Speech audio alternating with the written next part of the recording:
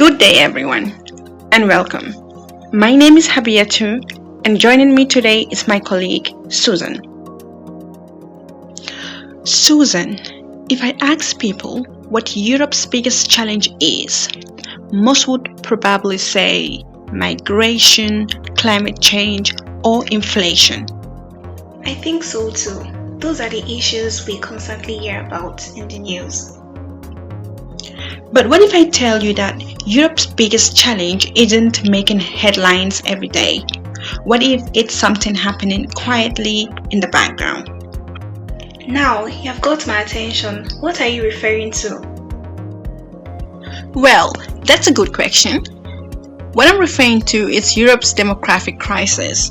Across much of Europe, people are having fewer children, populations are aging, and the number of workers is shrinking. That's true. But why should that concern us today? Demographic changes seem like a problem for distant future. Yeah, that's exactly what makes them dangerous. By the time everyone notices the consequences, it may be much harder to fix. Interesting. So you're saying this isn't just about population numbers? Exactly. Now think about it like this. Who will work in hospitals? Who will pay taxes? Who will support pension systems if there are fewer young workers and more retirees? When you put it that way, it sounds less like a population issue and more like an economic issue. Yeah, and also a social issue as well. Listen, in some countries, the average age is rising rapidly. Governments are beginning to ask a difficult question like how do you maintain prosperity when the workforce is shrinking? That leads to another question.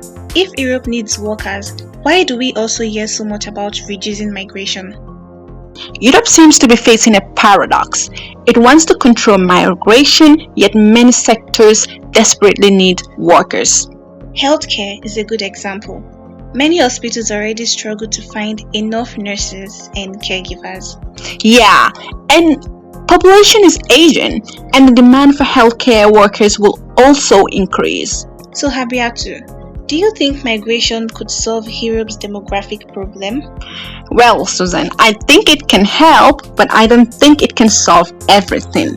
See, migration may relieve labor shortages, but it doesn't address the deeper question of why so many young Europeans are choosing to have fewer children.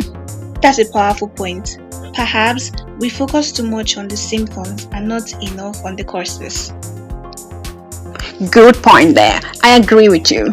Many young adults face high housing demands and financial uncertainty and difficulty balancing a career with family life. Which means this isn't just a demographic issue. It is also about how people experience modern life. Yeah, and I think that's what makes this topic so important. When people decide when or not to start a family, they think they are making personal choices, but millions of personal choices eventually shape an entire continent. I have never thought about it that way.